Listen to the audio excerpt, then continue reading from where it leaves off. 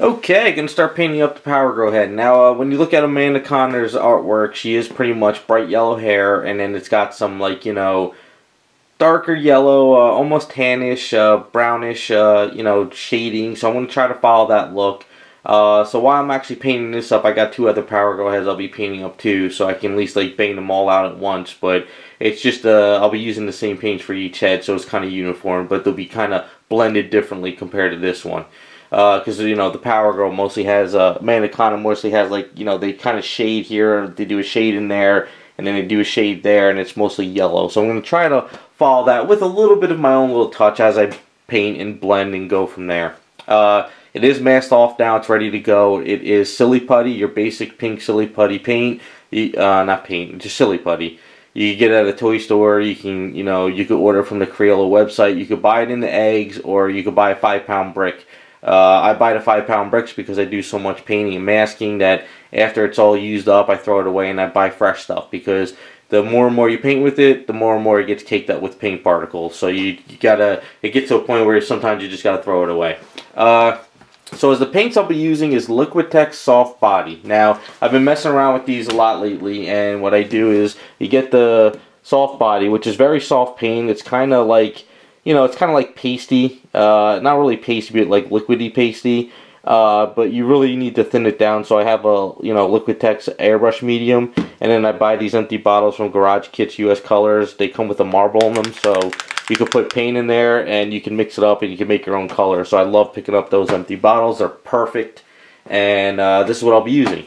So these are just pretty much the paints. It's going to pretty much do a, you know, what I might do is I might even go with a basic coat of Tamiya titanium gold, just to kind of clear it up a little bit. I usually do that when, if there's, like, say I was doing an item and then I have to do yellow, but say the area has some blue overspray or maybe green overspray or purple. You don't want the yellow going directly on that. In black too, you just, it doesn't really, like, it takes too many layers to bring out the yellow. So if you could kind of coat it down in a color, it works out great.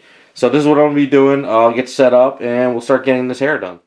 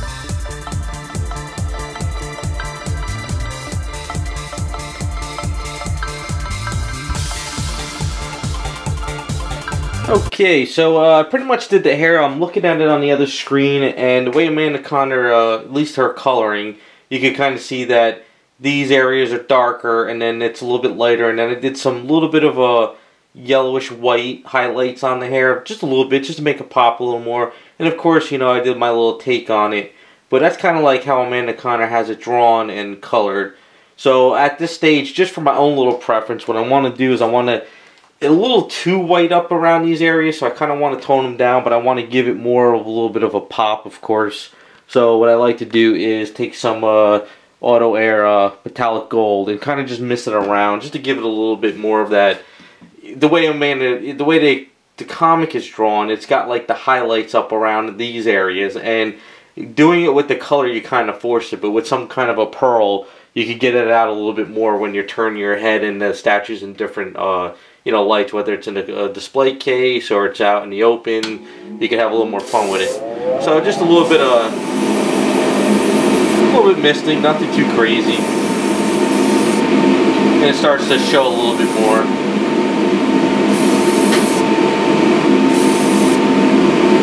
Gives a little bit of silkiness to the hair. toning down that white. And I think that's pretty much good. And then that's pretty much for the hair. So I'm going to let this dry up a little bit. I'll probably seal it. And then we'll come back. Alright, so I went in the garage. I gloss coated the hair a little bit with the Duplicolor clear coat. It's pretty much the same thing what I do a lot of my statues. And I'm going to dull it down a little bit now. So I'm going to use this dull coat lacquer through the airbrush. You can use the can, but for some odd reason the airbrush seems to work a little bit better. You just got to make sure that the lacquer doesn't pull up any acrylic smudge from other paints and get all over your statue. But you just kind of dull it down. I'm not going to dull too much, just a little bit. That's good. I want to keep some of the shine there. We're looking pretty good. Alright, so pretty much the head is done. I am going to just let that cure a little bit, pull off that, and then we'll come back and do the eyes and we're done. Alright guys, so we are going to be painting up the figure now, and I kind of want to go over this a little bit and kind of help some more of the new people to painting. I know a lot of guys who have been painting for a long time. We all got our own ways of painting. I know some guys love masking tape. I know some guys use other types of materials. I love silly putty, and that's all really I use. That's why I buy the 5-pound bricks, and it's all I really use on all my statues, because I know by now that the silly putty is not going to really pull any paint off. So that being said, I'm going to be doing her white outfit first, then I'll be doing probably the belt, and then I'm going to do the blues, gloves, and boots. Now with this statue, we have the skin tone here on her legs, and then we have the white outfit here.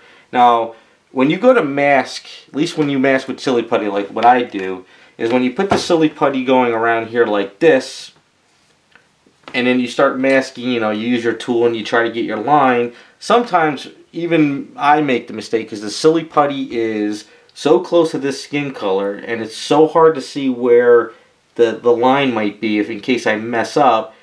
And when you pull off the silly putty, you might realize that you actually went a little too far or a little too far into the skin, and it just becomes a pain, really. So what I like to do is I use my thin tip brushes, so you can get yourself I did a video on this, you can check it out on my channel. You get these really thicker brushes, which are probably like $2 on sale if you ever go to certain sales, and then you can cut them down and you can make yourself a fine tip little brush, and that's what I like to do.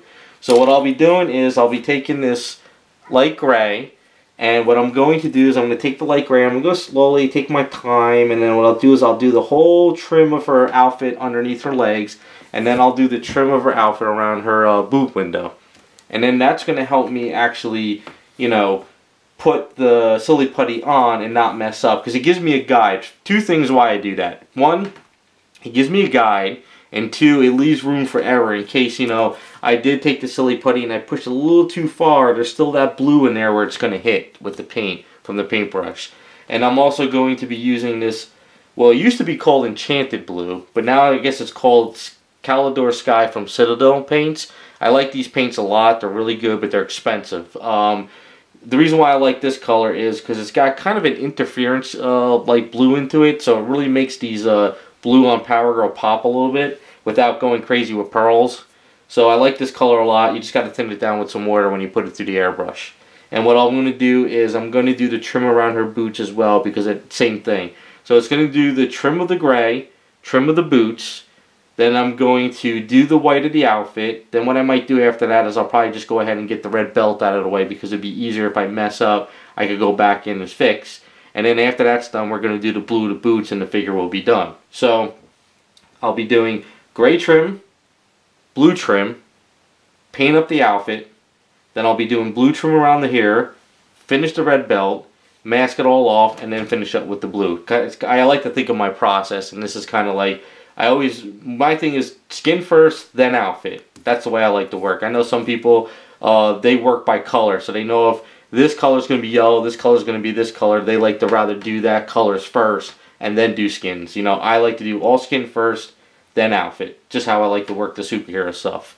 So what we're going to do is I'll probably just going to start doing the trim. I'll film it. It's really tedious work, tell you the truth, because just sitting there doing trim and trim and trim and then masking, and literally you could spend a half hour doing the trim and the masking, and it could take like literally a minute to do the airbrush paint. but that's just the way things work out. I know some people actually don't even do trim or masking. They're so good, I guess, with the airbrush that they can use a tool and they can sit there and paint and actually never have to mask anything. But I've never gone that far, especially with something being so up, you know, big like this. If I was working in pieces, it might be better. But so I rambled on long enough, so let's get this painted up.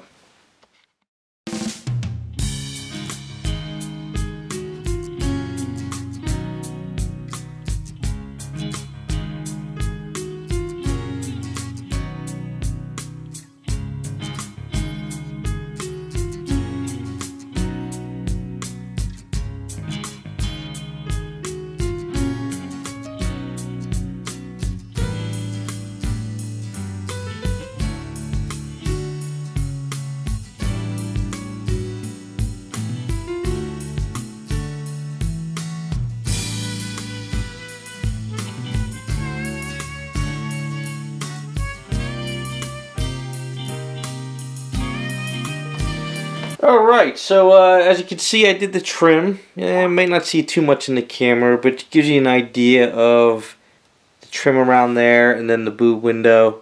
So it's just basically a light gray. So now I got a little bit of a, you know, break between skin going from the skin to the actual outfit. So now I know where to mask.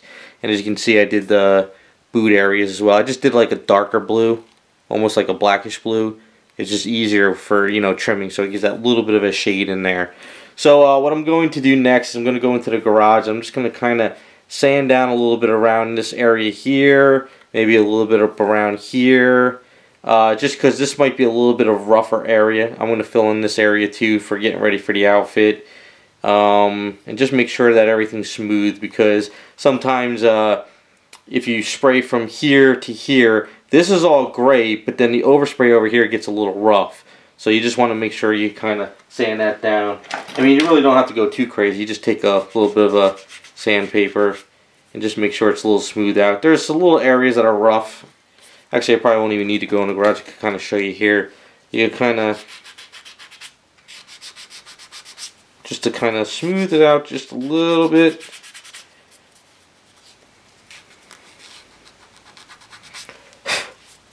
You just don't want to, you want to make sure you're not hitting the skin area. Now, the reason why we're seeing a lot of reflection too from the clear coat is because of my bright lights in the studio really are bright. But you just want to make sure there's no crazy overspray anywhere. So I'll just go over this a little bit more and then we'll start masking.